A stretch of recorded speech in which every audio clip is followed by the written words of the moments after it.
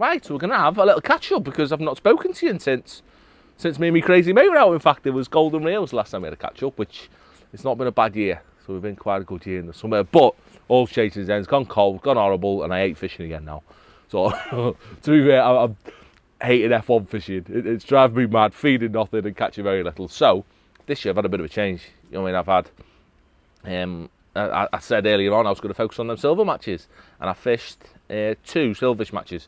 I fished the first qualifier, the Angler Trust Silverfish competition. I fished the first qualifier at Packington, which first time I've ever fished Packington in a silver match. Only second time I've fished there ever. And I was proper impressed, really, really impressed. I drew, what was the lake? It was actually a random one. We went down, me and Steve Open Show went down thinking it was going to be an F1 fest because it was meant to be on little geardies. So we rocked up with a gallon of casters and all sorts. And it actually changed and we were on big geardies and gratitudes, if I remember.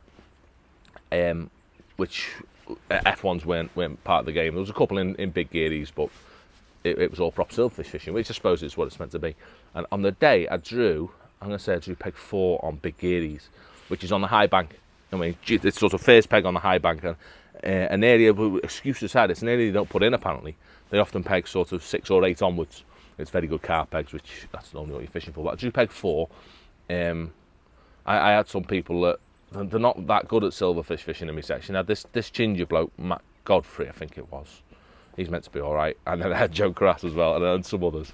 Do you know what I mean? We had some serious competition that I thought I was going to get a serious spanking. So, what did I do? I went down a weird one. We've just done a video of it today. I went down a weird route and I decided to fish long with micros on the pole and actually fish micros on the hook or little diddy expanders on the hook because it was all skimmer fishing, and I fished the caster line short.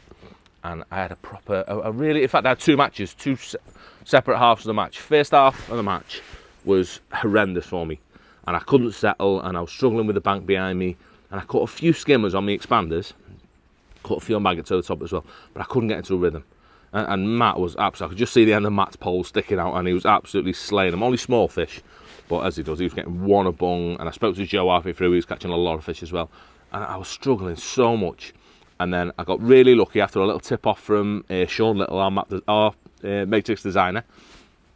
He's told me to feed some casters short, and he reckoned that all the bigger fish, all the bigger skimmers and the odd F1, for whatever reason, on this great big 3-acre lake, let's say, they all live in the edge, or they all live short. That's where they want to feed. And I've had a mega last couple of hours on my short caster line.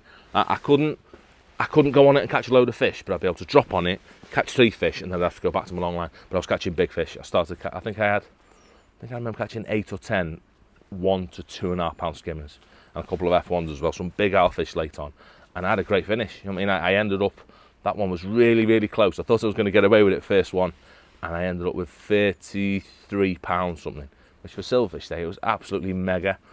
Joe won the section. Do you know what I mean? I got unlucky. Joe beat me there. He had 34 pounds something. I think Matt was next. Matt had 32 pounds something, or yeah, very, very close. Everyone had 34 to 30 pound in the whole section. It was phenomenal. I mean, I'd love to go back there and have another go, but what a start to that competition. That got me hooked.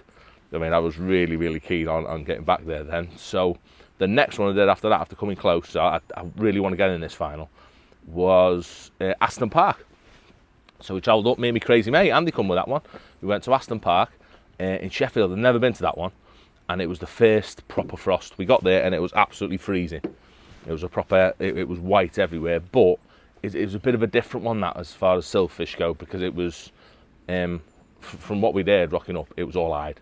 I mean, we were fishing for a lot of hide, a few roach mixed in, an odd skimmer, but it was hide fishing. That's what we were both going to do, to throw lots of maggots in. And that's what we both went with. So for me on the day, I drew, Lily Pond, 13 on Lily Pond, which was the top end. Which, talking to a few lads that knew the score, didn't fancy it, but that was on like mixed matches where carp were allowed. They were like, oh, they're not, but it was irrelevant because it was a silverfish match. So it was just every other peg. It was a little bit narrower at our end, and they tend to, from what the locals were telling us, was it Stephen Foster and that was saying, a lot more skimmers live in the wider end of the lake. It was a bit of a teardrop sort of shape. So there were more skimmers down there. Where we were up the top end, it was more, or where I was rather, it was just silverfish, you know, and it was just hide, some roach, the odd perch, I mean, and an outside chance of a skimmer. So because of that, I naffed the skimmers off altogether. You know what I mean? I didn't want to spent too much time on a long line with ground bait trying to catch skimmers when I could have been footing fishing in the net. So I just completely went down there, a really, really simple short line, just where I could throw maggots, probably about 6 or 7 metres. And I fished 2 or 3 rigs within one line. I mean, I had a phenomenal day. I've chucked in, I've probably fed about 5-6 pints of maggots. I've just loose fed maggots on this short line all day, and I've had a fish chuck all day. Probably had 300 odd fish, and it was just mega. I mean, it was really interesting understanding when to feed.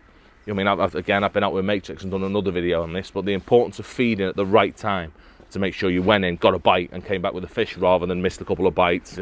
Just sending them wacky. So it was mega. I mean, it was really, really good. Messing about with a few different rigs as well, and I had a great day catching some fish. I had a couple of big bonus chub. Last 15 minutes, I had 2 bonus chub, probably 2.5 pound a piece, and so it went phenomenal. I weighed whatever that one had, 46 pound. I ended up with. It was a mega, probably one of my best nets of silverfish I've ever had. It was so enjoyable catching so many like little 4 to 6 ounce fish. It was mega, and that got me through. That actually won the match on the day after the other lakes. I forget what the name, Split and Butts maybe. I don't know. I don't know the other names, but they didn't fish quite as well as expected. Seems to be a lot more bigger fish in the other lakes, but the weights were a bit lower. And yeah, I managed to sneak through. So I'm lucky I've got that final to look forward to at Hallcroft in March, which is another one I've never been to before. So we need to go up there and do a bit of homework. We'll probably do a vid on there very shortly, because my crazy mate even qualified after drawing an ultimate pleasure fishing peg, I must say. He snuck through and he's got through as well, so that'll be a good laugh. We'll be able to, a pair of us will be able to get up there, me and Andy, do a little bit of practicing on that one, see how that goes. What else have I done? So, my last one, this weekend, we'll skip through a bit. I've done a few other things since Golden Reel, obviously. I fished a couple of festivals at Western that I've really enjoyed, so I've wrote about them in pole fishing, so I don't want to touch them too much. But literally last weekend has been the first Catch More Media League at Tunnel Barn, which, I mean, we fish every year, we love that one. Again, we've taught Richard to that one as well. He's coming to put his coaching to good use and smash us up every week, hopefully. So we were down there this week, and I drew, where did I draw? I drew my usual. I drew Newpool. I live on Newpool. If Newpool's in, I'm on it. I mean, guaranteed, but I was on pretty much best peg on lake, so I'm not complaining. I was on peg 6 on New, which is the same peg I drew in the first round of Diamond Masters this year. You know, mega peg. I mean, that little areas from 6 to 13, it's always got some fish on. Do you know what I mean? I'm always happy to be there. You've got a good chance of winning the lake as long as 31 and that sort of area doesn't fish too well. And I had quite a confusing day.